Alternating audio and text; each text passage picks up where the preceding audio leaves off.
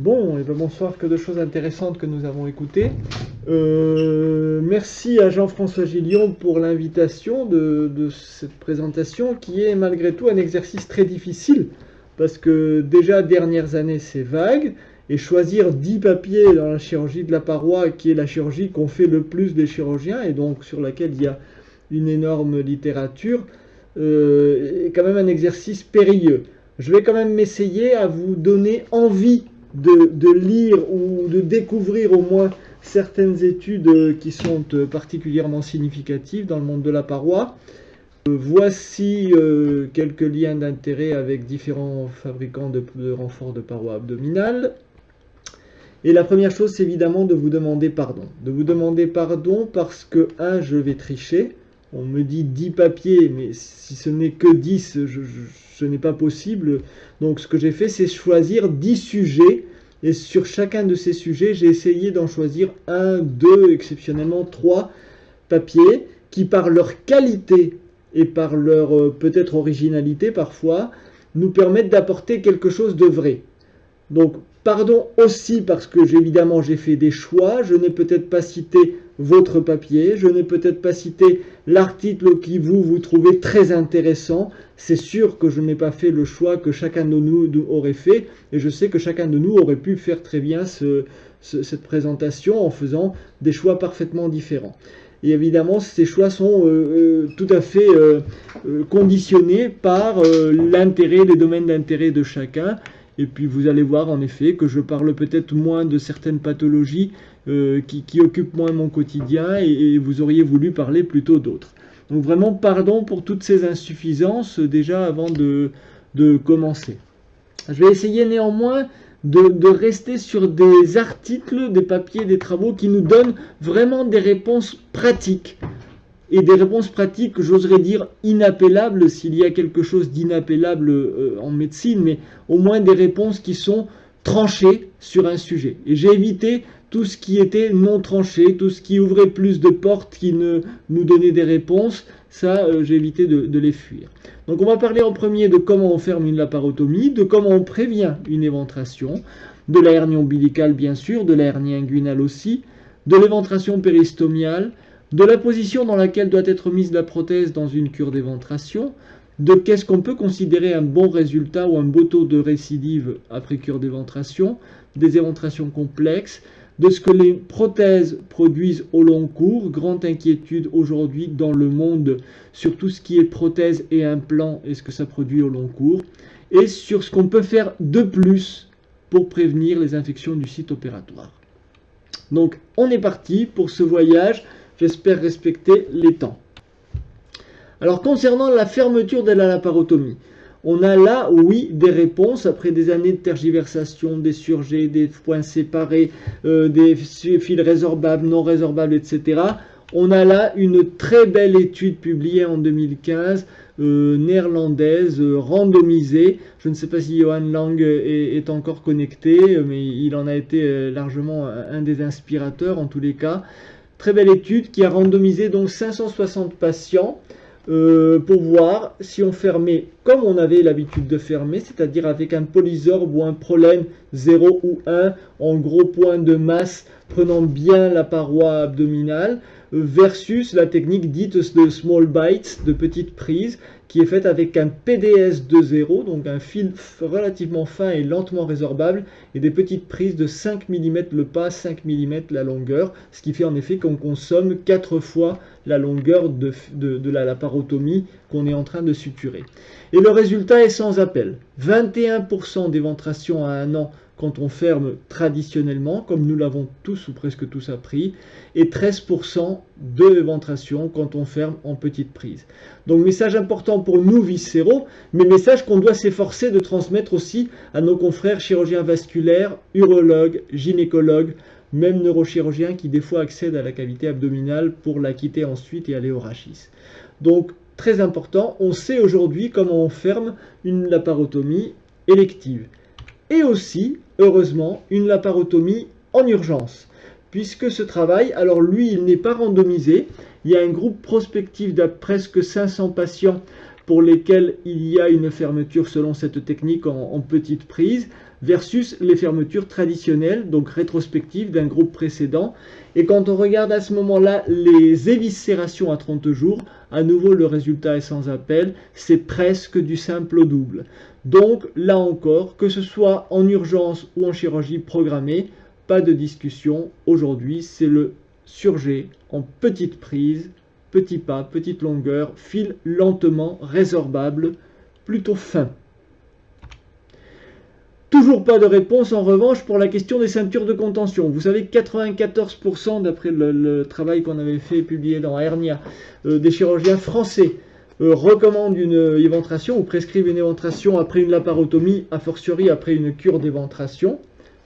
Et bien, il se trouve qu'on n'a aucune littérature de qualité pour supporter cette recommandation. Je suis même étonné que l'assurance maladie n'ait pas accepté de financer les propositions d'études qui leur ont été faites pour voir si les ceintures de contention vraiment apportent quelque chose. Donc aujourd'hui, c'est un dispositif qui est purement anxiolytique pour le chirurgien et éventuellement pour le patient. Donc on n'a pas de réponse sur un quelconque bénéfice en termes de survenue d'éventration de la ceinture de contention. Idem pour la formation de sérum, et j'oserais dire presque idem pour la douleur post-opératoire. Mais là, on peut un petit peu discuter, je n'ai pas le temps. Concernant la prévention des éventrations, eh bien, on dirait que ça va de soi, que la première chose pour prévenir des éventrations, c'est d'éviter des laparotomies et de faire des cœlioscopies. Eh bien, figurez-vous que ce n'est pas vrai. Figurez-vous que la colectomie en ouvert versus la colectomie en cœlioscopie produit à peu près le même taux d'éventration. Donc, on voit qu'on a 2,7% de cure d'éventration à 4,7 ans à peu près de suivi, que les malades aient été opérés en cœlioscopie ou par laparotomie. Et à 5 ans, donc pas de différence non plus. La seule chose est en effet, ça va être du bon sens, les éventrations produites par la cœlioscopie sont plus petites que les éventrations produites par la laparotomie, ce qui, loin d'être une bonne nouvelle, fait qu'elles ont plus besoin d'être opérées en urgence, puisque plus petites, plus facilement compliquées. Donc attention, la cœlioscopie n'est pas forcément moins pourvoyeuse d'éventration que la laparotomie. En revanche, pour la prévention des éventrations après laparotomie, là encore, très belle étude randomisée européenne, multicentrique, de différentes nationalités qui se sont associées pour cette étude PRIMA, publiée dans le Lancet en 2017. Donc 480 malades considérés à risque d'éventration particulièrement puisque anévrisme de l'aorte ou index de masse corporelle supérieur à 27. Le critère de jugement était la survenue d'éventration mesurée cliniquement ou détectée cliniquement à 2 ans. D'accord, avec la suture simple de la laparotomie selon la bonne technique des petites prises qu'on a indiquées précédemment. Bien entendu, selon la technique de référence, on avait 30% d'éventration à 2 ans. 30%. Et quand on avait une prothèse synthétique non résorbable, onlay, c'était 13%, et quand la prothèse était en position rétromusculaire, 18%. Et le fait de mettre cette prothèse synthétique, même quand il y avait des chirurgies propres contaminées, il y avait des chirurgies qui étaient digestives dans cette étude, eh bien on n'avait pas plus d'infection. Par contre, on avait un petit peu plus de sérum quand on mettait la prothèse en position onlay, qui est finalement celle qui est la plus protectrice de la survenue d'éventration. Et nous avons eu d'autres études qui ont emboîté le pas, qui ont continué spécifiquement en chirurgie colorectale, une étude espagnole, spécifiquement en chirurgie hépatobiliaire avec les abords sous-costaux, etc. Donc, pour que finalement on puisse dire que dans les différents domaines de la chirurgie, et c'est ce que a été résumé dans cette autre méta-analyse que je vous propose par la suite, en effet, en 2020, on peut dire que, en particulier pour le malade à risque, une prothèse onlay, donc sous-cutanée, sus-aponevrotique, est égale à une prothèse rétromusculaire, et en tous les cas, ça protège face à la survenue d'éventration par rapport à la réalisation d'une suture simple de la paroi abdominale selon la technique de référence de Smallbite. Ça diminue de 1/3 pratiquement la survenue d'éventration. Et ça ne produit pas plus d'infection. Il faut accepter par contre un petit peu plus de sérum. Qu'en est-il de la hernie ombilicale? Alors, un des sujets qui était encore en discussion, c'était la petite hernie ombilicale. Est-ce qu'on lui met une prothèse? Est-ce qu'on ne lui met pas de prothèse? Bon, ben là encore, l'équipe de Johan Lange, donc c'est pas parce que je veux lui faire des clins d'œil sans arrêt, mais c'est une équipe qui est en train de produire beaucoup et de qualité, puisqu'ils arrivent à répondre aux questions qui se posent, et c'est sans appel, à mon sens, quand je lis leurs travaux. Et bien voilà, la hernie ombilicale qui fait entre 1 et 4 cm, donc elle est petite mais pas minuscule. Est-ce qu'il faut lui mettre ou pas une prothèse ou bien il faut faire une raphie simple? Les résultats sont sans appel. 3,6% de récidive quand on met une prothèse, 11,4% quand on ne la met pas et on fait une raphie simple. Donc pas de discussion, la petite hernie ombilicale mérite toujours une prothèse. Deuxième question autour de l'hernie ombilicale qui nous taraudait et sur laquelle il y a eu des choses intéressantes dans ces derniers temps, c'est la femme en âge de procréer. Comment faire? Est-ce qu'on l'opère? Est-ce qu'on lui met une prothèse? Est-ce qu'on ne lui met pas de prothèse? Alors là, ce sont les Danois qui ont fait de beaux travaux avec la discipline qu'on leur connaît et l'exhaustivité que leur permet leur registre. Et ils ont montré que quand on met une prothèse à une femme qui va faire derrière une grossesse, en effet, elle a moins de récidive de sa hernie ombilicale, mais au prix d'avoir 5 fois plus de douleurs chroniques. Et donc, les auteurs de conclure que si on veut réduire le risque de récidive et en même temps, on ne veut pas produire des douleurs chroniques, l'idéal, évidemment, c'est d'opérer la femme quand elle a fait ses bébés. Et si la dame, elle n'a pas fait ses bébés et elle est symptomatique, eh bien alors il va bien falloir l'opérer. Ça, les auteurs, ils ne nous ont pas donné la solution, mais peut-être considérer la possibilité de discuter avec la dame et lui dire « Je préfère vous éviter les douleurs, mais possiblement vous avez un peu plus de risque de récidiver parce que je ne vais pas vous mettre de prothèse. » Que dire de la hernie inguinale? L'hernie la plus fréquemment opérée, le quotidien des chirurgiens du monde entier. Alors, il y a beaucoup de papiers, alors pas forcément des papiers tous de très grande qualité d'un point de vue méthodologique, qui puissent trancher définitivement une question. Donc, je ne vais vous mettre, je pense, aucun papier qui tranche définitivement une question. Juste, j'ai choisi de citer celui-ci, un essai, une méta-analyse d'essais contrôlés, qui a comparé le TEP et le Liechtenstein. Évidemment, il y a bien d'autres techniques aujourd'hui dans le panorama, pour dire qu'avec le TEP, dans leur méta-analyse cumulée des essais contrôlés, encore une fois, il y avait un peu plus de récidive avec le TEP, plus de lésions vasculaires, ça c'est le propre des techniques mini-invasives, on le sait. Et en revanche, avec le Liechtenstein, un peu plus d'hématomes, plus de paresthésie, pas plus de douleur à 1 an, et des arrêts de travail un petit peu plus prolongés. Bon, je n'ai pas tranché la question, je n'ai pas dit c'est mieux de faire du TEP ou du Liechtenstein. Aujourd'hui, je pense que ce qu'il faut dire, c'est que la littérature nous permet de dire que TEP, TAP, Liechtenstein, TIP sont toutes de très bonnes techniques. On ne peut pas affirmer la supériorité nette de l'une par rapport aux autres. Ce qui est important est que chacun fasse celle qu'il ou elle sait faire. Et idéalement, qu'il sache faire une ouverte et une mini-invasive et une voie antérieure et une voie postérieure. C'est-à-dire qu'on n'ait pas une seule corde à son violon. Alors en revanche, un sujet qui a été mis dans le panorama pour l'éjecter rapidement, c'est celui de la hernie inguinale robot. Là, pour le coup, je pense que la question est définitivement tranchée. C'est pas la peine d'utiliser un robot pour faire une hernie inguinale. Aucun avantage pour le patient, plus cher, plus long, pas plus confortable pour le chirurgien et plus frustrant pour le chirurgien. Donc vraiment, c'est, je pense, une voie à abandonner si jamais vous avez eu l'idée de vous y engager. Qu'en est-il de la hernie péristomiale? Franchement, j'aurais voulu laisser cette diapo blanche.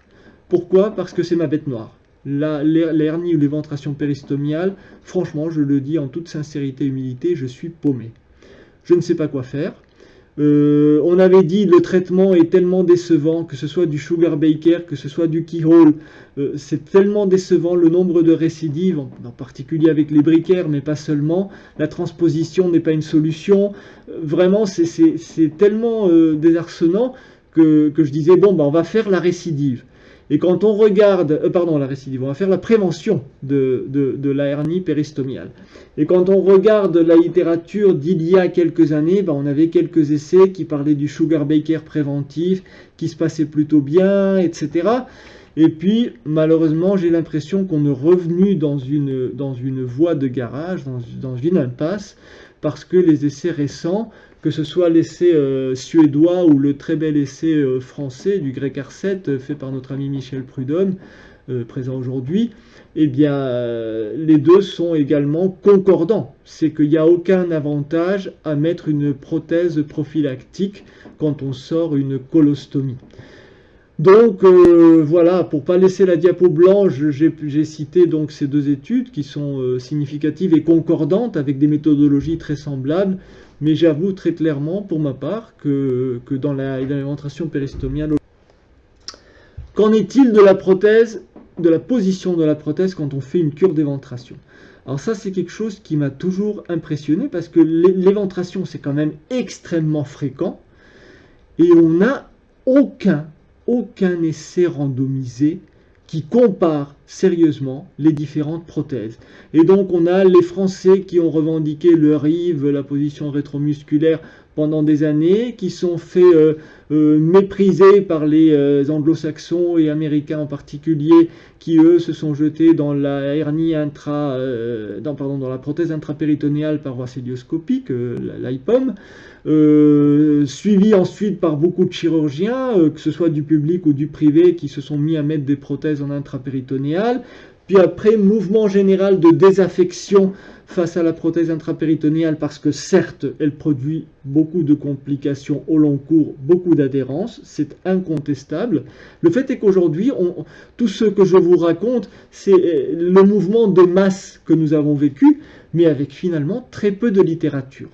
Alors déjà, une bonne nouvelle, c'est qu'il y a un groupe de gens très intéressés et reconnus dans le monde de la paroi qui se sont réunis pour qu'au moins on appelle les choses de la même façon. Et donc il y a une nomenclature qui est publiée dans le British Journal of Surgery cette année qui dit voilà, qu'est-ce qui est onlay, qu'est-ce qui est inlay, qu'est-ce qui est rétrorectal, prépéritonéal, etc. pour qu'on soit tous dans le même langage. C'est déjà, je pense, le premier préalable pour imaginer qu'on aille plus loin.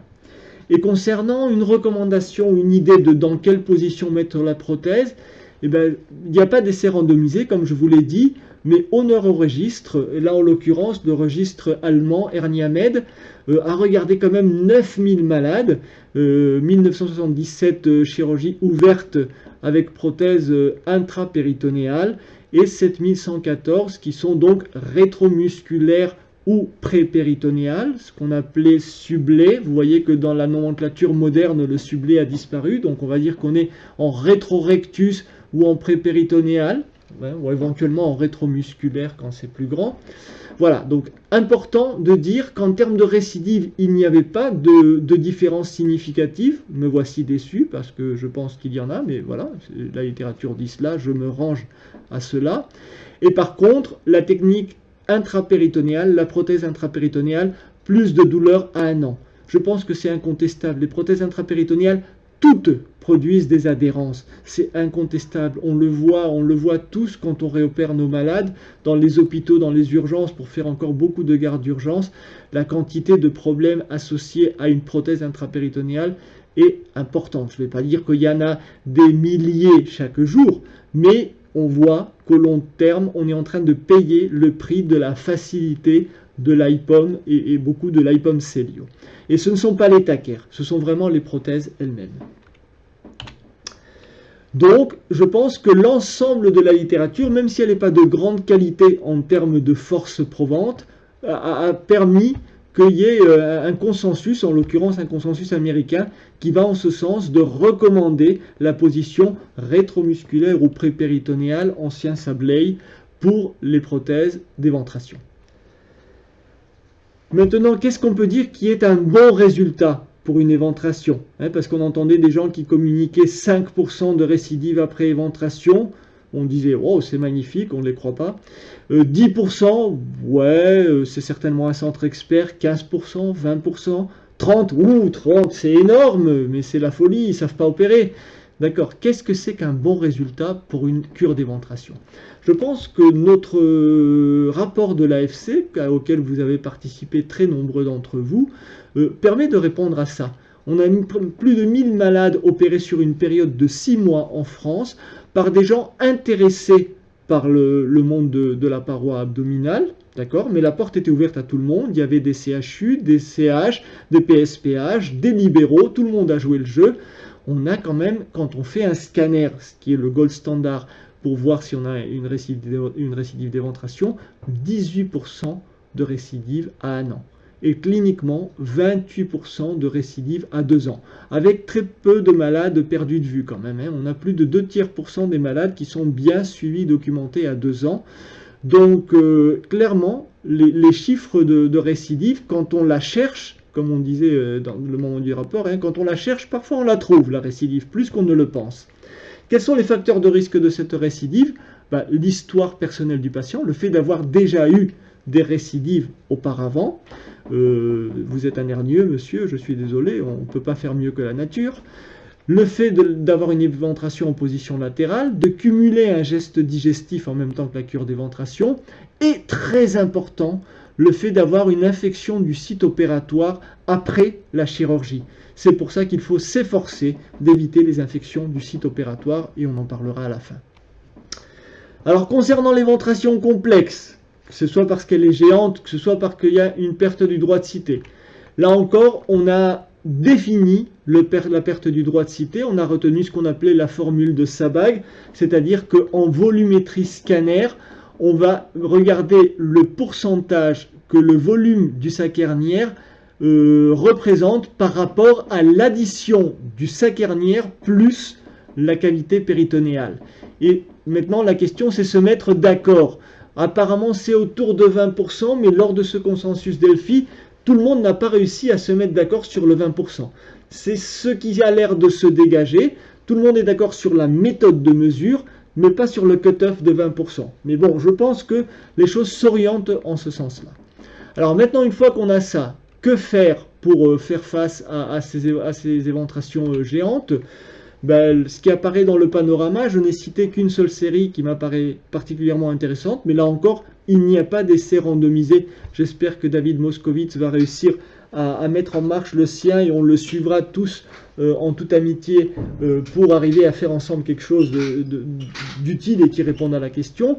Mais en effet, l'injection de toxine botulinique pourrait nous aider à obtenir cet objectif de fermer la ligne médiane en couvrant notre prothèse pour ces éventrations géantes avec une perte de droit de cité. Évidemment, ça peut se cumuler avec un Goni Moreno et toute autre technique adaptée. Puis, on a eu de la littérature intéressante concernant les séparations de composantes. Et donc, dans ce domaine, il faut dire qu'on nous a dit, attention, des fois la séparation de composantes mal faite, vous voyez l'image de scanner, va détruire la paroi abdominale. Donc, attention à ne pas la faire pour rien et à ne pas la faire n'importe comment.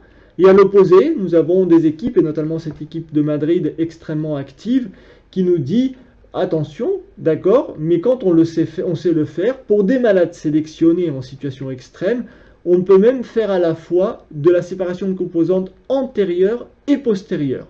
Donc ce n'est pas à mettre dans les mains de tout le monde, mais c'est quelque chose qui est important de savoir. Moi qui fais beaucoup de parois complexes, justement, cette question était pour moi très présente à mon esprit quand je faisais face à certains malades. Que donne la prothèse au long cours? Les dispositifs médicaux implantables, les prothèses mammaires, etc.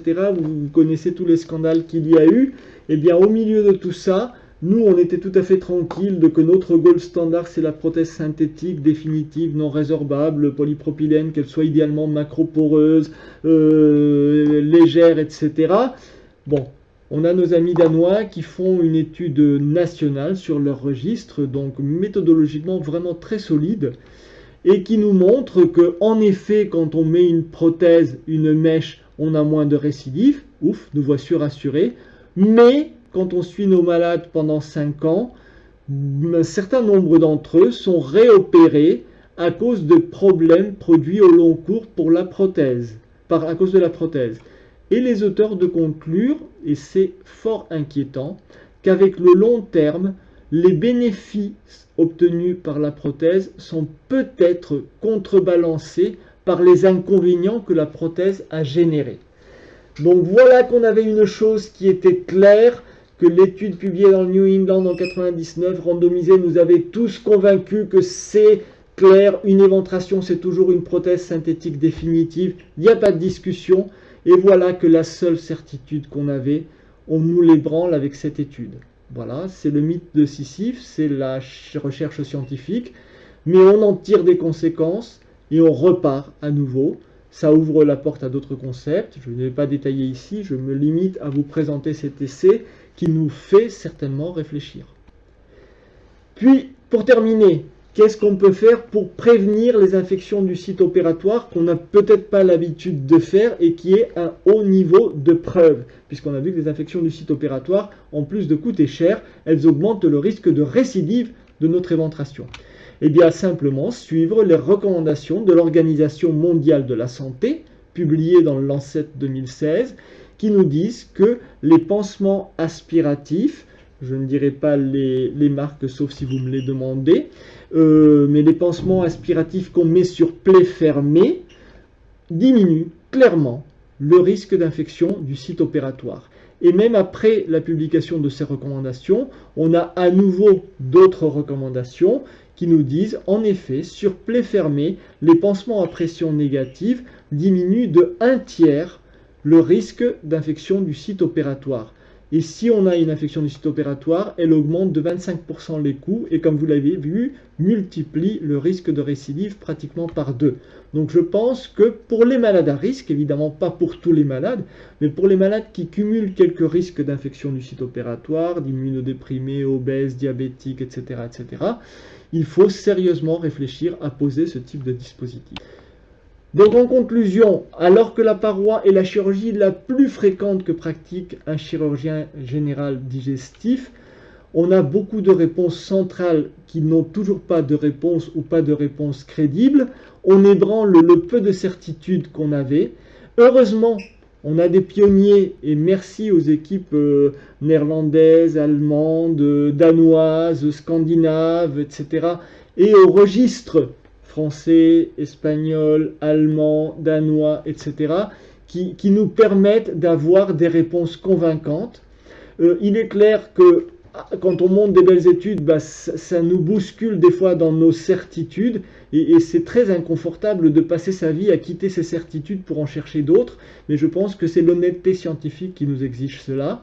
Dans les méta-analyses, très attention, s'il n'y a pas d'études de qualité sur un sujet, ça ne sert à rien de faire une méta-analyse, GIGO, garbage in, garbage out, on met de la poubelle dans une méta-analyse, des études de mauvaise qualité, et on se sent conforté parce qu'on a du coup 4000 malades. Oui, mais 4000 malades qui ne se ressemblent en rien, avec des critères de jugement différents, qui ont été sélectionnés par des biais énormes, c'est pas plus probant que si on en avait 50.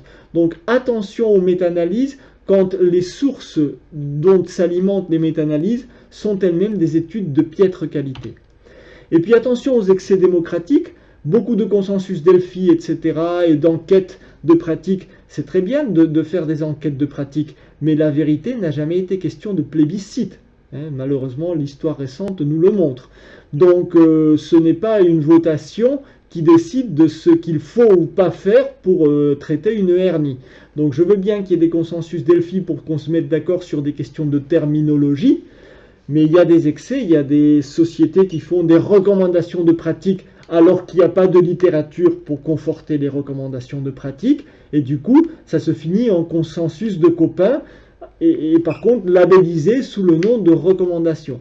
Donc là, je lance un point d'appel, attention aux excès démocratiques. La vérité scientifique, c'est quelque chose qui se trouve dans les études, idéalement prospective randomisée, bien conduite, éventuellement dans les registres. La vérité, ce n'est pas quelque chose qu'on se met ensemble autour d'une table et on décide de ce que c'est. Voilà, je vous remercie et je m'excuse encore 1000 fois pour beaucoup de choses.